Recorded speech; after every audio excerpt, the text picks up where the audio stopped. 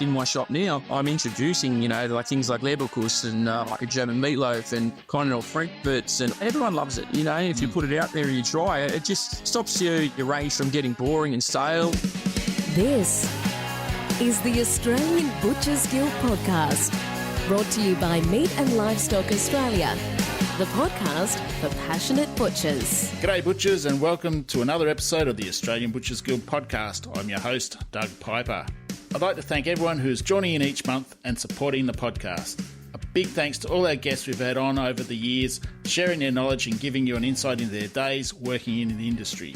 Now sit back and listen as I catch up with a butcher from the Shire, Mark Rogers. G'day, Mark. Hey, Doug, how are you, mate? I'm very well. Good to see you too, mate. How you been? How's everything going? Mate, it's fantastic. No, really well, mate. Everything's going very good, getting ready for Christmas. Well, that's coming up, so excited for the Christmas ahead. Mate, like a lot of other butchers, we've got a couple of programs coming up, and I've been very lucky they've given me their time to get away, given up their time to get away from their shop and come and have a bit of a chat with us too. So I understand the pain that you guys go through well and truly, and I'm glad I haven't done it for such a long time.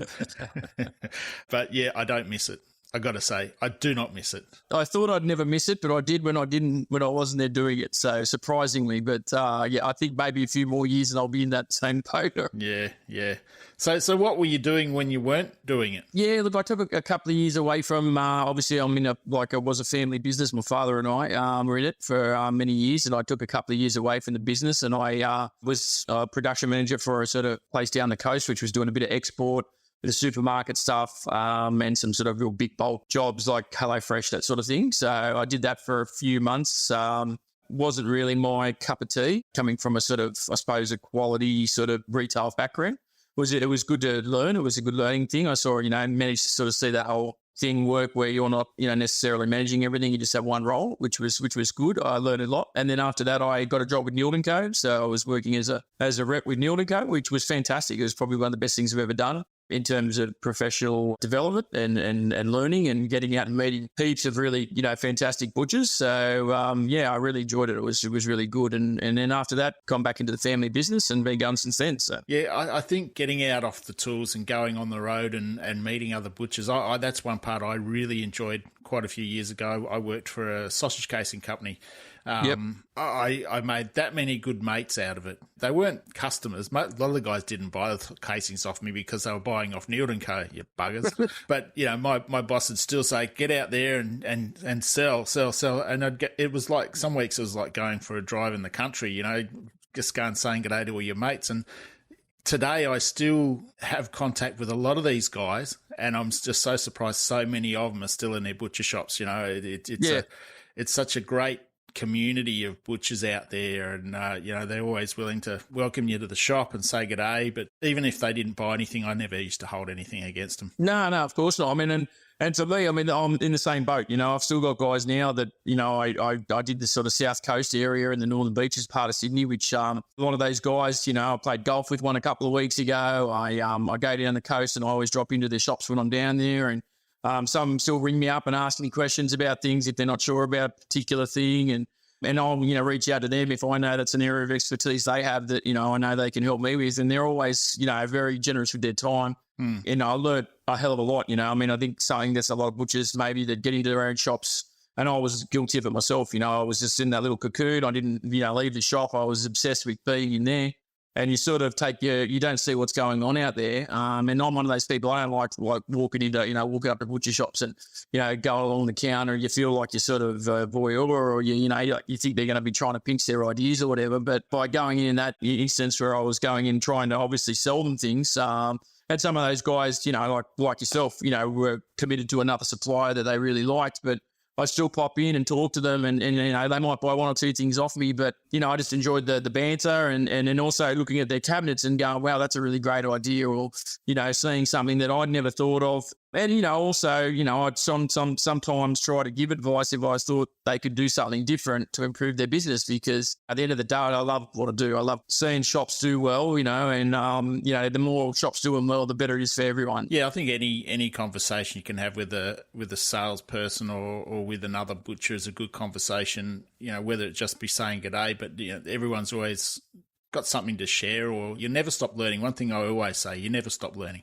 And that's the beauty of this industry. It's changing all the time, and it's changed so much since I first, put a scrub and brush in my kit and took up cleaning for the first 2 years of my apprenticeship. But I'm a bloody good cleaner. You must have gone to the same shop as my dad. Probably was. It's a great industry to be in. So Mark, today you got 2 shops down in the Shire. How are they travelling? Mate, they're going fantastic, mate. I mean, we're in a really good area here. It's a very sort of great demographic for us. It's a lot of young families, a lot of tradies, a lot of professionals. It's a really good mix of people. Like every area, there's your haves and your have-nots, but, they generally like to entertain at home. They're very supportive of local businesses, provided that, you give them an offer that's worthwhile. So we're very lucky in the sense that, our community really supports us. They want to come to us, and that's up to me then to make sure that I'm giving them the product and the offer and the service that makes them want to come back to me, So I can't take for granted that support because, you've got Woolies up the road, you've got Coles outside your shop, and there's plenty of really good operators in this area as well. I'm lucky in that sense in that I've got, and I don't see these guys as competition, like the other butchers in my area, because at the end of the day, if they're not coming to me and they're going to them, well, that's a good thing too, is they're not going to Woolies, they're not going to Coles. So, but I've got some really good businesses around me that, keep me on my toes, because if I drop the ball and I, go off the quality or I go off the service, there's another guy up the road that's willing to pick them up. I'm lucky in that sense. It's a really good area here. And my shops are fairly close together. They both trade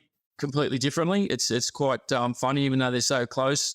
Something that'll sell at one shop by the ton, the other shop, which is 5 minutes away, won't sell at all. And it's weird how that happens. We tend to sort of work off each other. We produce at one shop for the other shop, all the sausages and all those sort of things. So there's a lot of synergies there, sharing, product when we're, short. And also being able to share staff close by, which is really helpful as well. And it keeps guys from getting bored sometimes. You can shift them from another shop and it's like a completely different world, which is really good. I've got some fantastic guys that have been with me a long time, and they're really, they're the backbone of what I do, and I couldn't do it without them. And I'm very grateful for that. It's hard to find some good butchers. Not all good butchers have jobs. And try to get them to move. You find they're very happy in it, and it's good to hear that you're in the same predicament where you've got a good team behind you, because obviously they make your job a lot easier and give you time to come out and do stuff like this today. So, exactly. To get away from the shop, even though you'd much rather be playing golf. I know, I understand. It's okay, mate. I'll forgive you. Mate, I think I've had about 4 games in a year. That's about your weekly go, is it? How many games do you have a week? Yeah, mate, I gave up playing golf a long time ago because I kept beating everybody, 120, 130. No one came near me, mate. They were all on 60s and 70s. Well, you like to get your money's worth, mate. That's fair enough. Mate, that's me. So between the 2 shops, mate, what are the 2 different sort of lines that you sell? What are you selling in one that doesn't sell in the other? It's funny. Things like, one stop, the shop that we have at Sylvania, which we when we did the reno, we put a Bay Marie in, so like a cooked food offer. That goes really well, so we do, roast rolls, we do slow cooked brisket, which people could come and just buy pieces of. We do roast pork, roast lamb, roast pork hocks. We do shepherd's pies. We do normal pies, pork crackling. I mean, and we're constantly changing it depending on the season, depending on when things go a bit stale, and we find that, okay, that's not moving as fast. We'll introduce something new, but we've got traffic there, so it really helps having, eyes walking past, and it grabs their attention. Even though they don't buy something from there, everyone stops and walks past and has a look, because it looks fantastic, it looks bright, and then they might just walk around and buy some fresh meat, which generally, happens anyway. Now in Korea, like in the other shop, we're a walk-in store, so we're obviously in a centre, but it's an open air, so you've got to walk in through a door. People are generally walking in there with a preset, they want to walk in, have a look and buy something, so they're not necessarily looking for a bite to eat, it's not that sort of a centre. So we gave it a bit of a try there, but it just didn't take off like we thought it might. In saying that, we do produce all of our like ready-eat sort of things there. So we make a lot of pies, lasagnas, potato bakes. Depending on the season, we do enchiladas, burritos, mac and cheese. I mean, we mix it up, and that stuff sells really good because we've got a really good pre-pack display in there so people can come in, pick it up, have a look at it. And we don't have that at the other store because we just don't have the room for it, the length to do it. That sort of stuff goes particularly well there. And then at the other store, the stuff that, it's hot, ready to buy goes particularly well. So, but even differences in things like just the type of sausages, one type of sausage, gourmet sausage that we'll sell at one store, we'll sell heaps of it at that store. And then the other store, we won't sell any. I mean, there is, even though it's only 5 minutes away, there's quite a different in demographic in terms of nationality. So we're in Sylvania Waters, there's a lot of Europeans, a lot of Greek background, a lot of Italian background. Whereas Kareela, it's more sort of deeper in the, in the Shire, it's a little bit more Anglo. Although that's constantly, sort of changing as well. And there's more and more European sort of background and Asian background and things moving into the area. It's 5 minutes away, but sometimes it feels like it could be 50 kilometres away. It's good to hear talk about demographics because it's so important of understanding who's in your area. We had a program a couple of years ago where we could drill into your shop area and tell you who was in there, how many people were there, what they were earning, whether they're blue collar, white collar. That sort of info is just so valuable and sort of helps you set up your business, doesn't it? Mate, it's everything. I mean, I was, my journey's been like a fairly varied one. So like I grew up in the western suburbs, obviously Aussie background. My dad's, Australian butcher, we're, fourth generation, but it was a lot of Europeans. And, he was my dad, this Aussie guy, and we had Italian, lots of Italians, a lot of South American customers.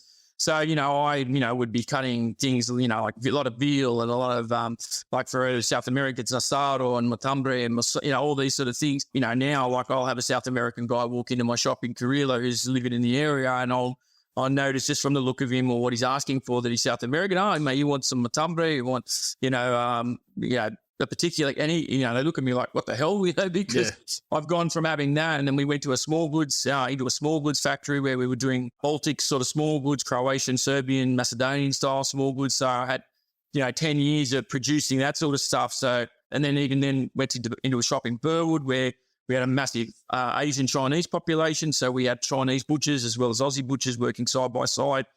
Breaking a pig down Asian style is completely different to an Aussie style. We had to learn that. And that journey has got me to the point where where I'm now, where, I could have somebody from any part of the world walk in and say, I want this, and I'll know what they want and I'll know how to make it. If I don't have it there, I can get it for them. I think that's been a part of why the business is successful is that, I never knock anyone back. If someone walks in and they, and they want something that they think there's no way this guy's going to know what what I'm doing. I can do it. We make like a shavapi, which is like a lot of butchers would know, skinless sausage. We used to produce tons of it when we were at the small goods factory, wholesale it out.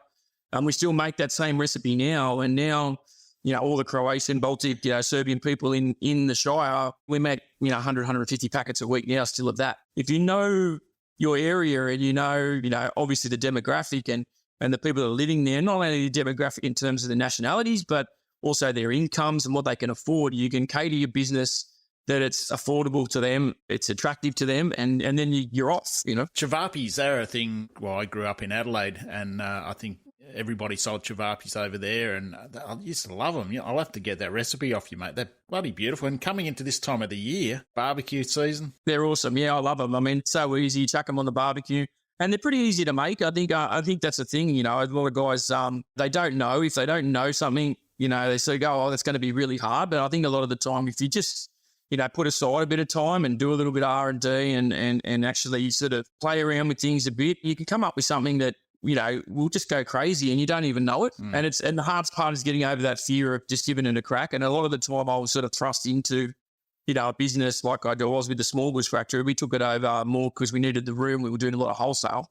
And we bought this small goods factory because we thought, well, we've got the room. If we don't keep the businesses there already, it doesn't matter because that's not what we're buying it for. But it was such a good business and we had such a great following, and we had all these Croatian, Serbian butchers and Macedonian butchers working there that taught me so much, and I still keep in contact with some of those guys. But, mate, it just opened my eyes up to a whole different part of the industry, and so I sort of just forced to learn it. I had to because, if one of those guys was to leave, well, then what was I going to do? And even like making things like continental frankfurts and all that, like in my shop now, I'm introducing, like things like Leberkuss and like a German meatloaf and continental frankfurts and all that sort of stuff. And, you know, the Aussies, you know, everyone loves it. You know, if you put it out there and you try it, it just stops your range from getting boring and stale. And, you know, the supermarkets are constantly evolving. They're constantly adding new products. And if you talk to someone that's worked in corporate, and I'm lucky I've had mates that have worked in corporate and those sort of things, that's their go. You know, they keep things moving, keep changing.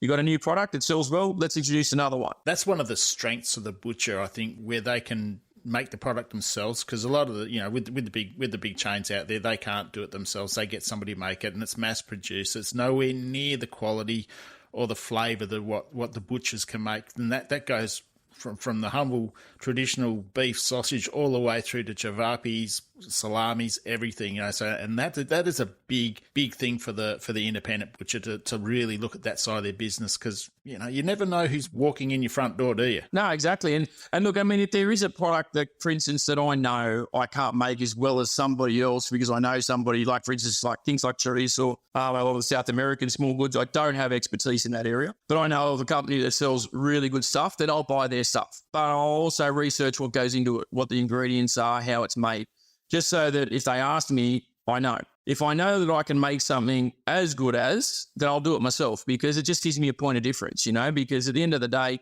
a lot of those big producers are going to go put it into the shop up the road as well. So if my thing's a little bit different, well, you know, that one product might be enough for them to come to me and then buy all their other meat, you know, and that's often what happens, you know. So with all your heat and eat, the ready to eat sort of stuff, is everything made from scratch there? You're buying in a sauce, or you've got a chef or someone that does all that for you? Yeah, so I've got a full-time chef now. So I started off when I came back into business from Newland Co. Obviously, I learned a lot about what was available from you know, the dry stock suppliers, you know, the pie mixes and the packaging and all that sort of stuff was really, you know, eye-opening, because I didn't even know it was out there. And so, you know, I played around and made, you know, pie mixes and changed recipes and just did a bit of, you know, like, you know, what works, what doesn't work. And once you start going with it, I mean, and I said the hardest part is starting it, because you sort of go, oh, geez, you know, like, I don't know anything about pastry, or I don't know anything about how to make a pie. I'm not a baker. But once you do it once and you sort of go, oh, it's really not that hard. And then you just work out a system of how to produce it efficiently and economically. And you package it correctly. I mean, that's super important too, you know, is your packaging and how you display it. It just rolls into each other, because you just sort of go, oh, geez, that works really well. I'll try that. I mean, pies particularly, I think for a lot of butchers is something that they could get into quite easily, and not at a lot of cost, if it's just a matter of just having a crack at it. And once you start doing it, you sort of go, well, geez, I'm happy to go and buy an oven, because, you know, we probably sell 60 to 70 family pies a week. On top of that, all our small pies, shepherd's pies. When I first bought the shop, I put an oven in it because I already knew what I wanted to do. But that oven's paid for itself in 6 months. You know, it's hard because it's a big investment. You know, there's a lot of things that go in your way, and there's all the things with HACCP and monitoring and all that sort of stuff. I mean, it's not an easy thing to do. But it just depends on how much work you're willing to put in it. And, you know, like I said, once I started it, you know, I did the pies, and then I changed the recipe of the pie and add mushrooms, or I'd, you know, do something with tomato, or then I'd do a beef cheek pie, or whatever it was.